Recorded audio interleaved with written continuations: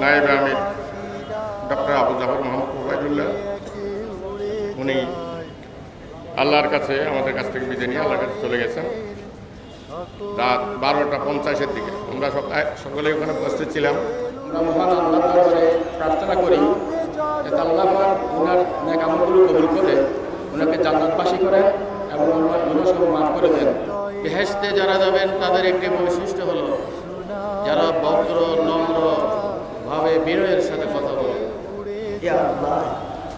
তার অসমাপ্ত কাজ, যে মিশন নিয়ে সে কাজ করেছে, আমরা যেন সেই মিশনকে বাস্তবায়ন করে এই দেশে আমরা দ্বীনের সমাজ কায়েম করতে পারি। তিনি ব্যক্তিগত জীবনে অত্যন্ত একজন অমায়িক সুন্দর ব্যবহারের অধিকারী ছিলেন। আল্লাহ পাক নিজেই বলছেন খালাকাল মাউত ওয়াল হায়াত লিয়াবলুয়াকুম আইয়ুকুম আহসানু আমালা। তার পরিবার পরিজনকে আল্লাহ রাব্বুল আলামিন যেন ধৈর্য ধারণ করার তৌফিক দান করেন। আমার আব্বা তার জীবন এবং তার যৌবন, তার সব কিছু দ্বীন ইসলামের জন্য, এই আন্দোলনের জন্য ত্যাগ করে গিয়েছে। এই আন্দোলনে কাজ করতে গিয়ে আপনাদের সাথে উনি কাজ করেছেন। এই কাজ করতে গিয়ে যদি আপনাদের কারো মনে কোনো বিন্দু পরিমাণ কষ্ট দিয়ে থাকেন, আমি তার ছেলে হিসাবে মাফ চাচ্ছি, তাকে মাফ করে দেবেন। আমি 91-তে যখন এমপি হোস্টেলে প্রতিদিন সপ্তাহে 2 বার আমার রুমের মধ্যে কেন্দ্রীয় সভাপতি,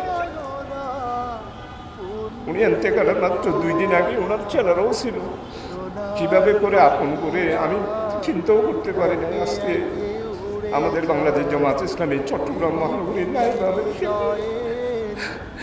আমি এত বেশি কাছাকাছি পেয়েছি যেটা আপনাদের কাছে বলে শেষ করতে পারবো না। আজকে আর বক্তব্য নয়, শুধু এতটুকু বলবো, জীবনের বহু স্মৃতির সাথে আমরা এই চকবাজারের খান মন্দিরে ছোট্ট একটা অফিস 50 টাকা ভাড়ার জন্য ও 10 টাকা জোগাড় করে দিত, আমরা আর গুলা জোগাড় করতাম।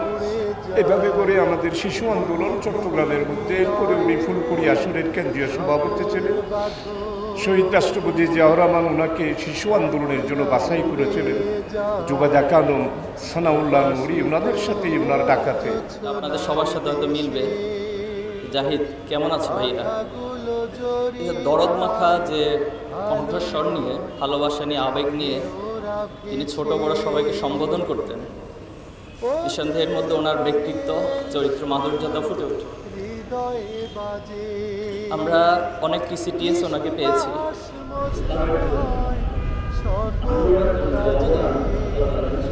করে নেন, আমিন। আমরা ওনার পরিবারের জন্য দোয়া করতে চাই। আল্লাহ তাআলা ওনার পরিবার এবং সকল সাথীদেরকে আল্লাহ যেন শোক সহ্য করার এবং ধৈর্য ধারণ করার তৌফিক দান করেন, এবং আল্লাহ তার এই প্রিয় বান্দাকে নূরে নূরান্বিত করুক এবং কাল কিয়ামত পর্যন্ত জান্নাতের উপযোগী কবর হিসেবে কবুল করে নিক। এবং আমরা বিশ্বাস করি আল্লাহ তাআলা আমাদেরকেও একদিন এই দুনিয়া ছেড়ে চলে যেতে হবে, এবং কাল কিয়ামতের দিন আল্লাহ তাআলা যেন আমাদের এই প্রিয় দায়িত্বশীল, প্রিয় রাহাবার, প্রিয় ভাইয়ের সাথে জান্নাতে আমাদের সাথে একত্রে মিলন করে দেন। আল্লাহ আমিন।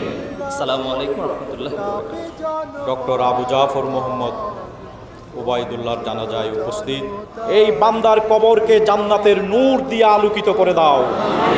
তোমার এই বান্দার সকল গুনাহ খাতা মাফ করে জান্নাতের আলা মকাম তার জন্য নিশ্চিত করে দাও। আল্লাহু আকবার।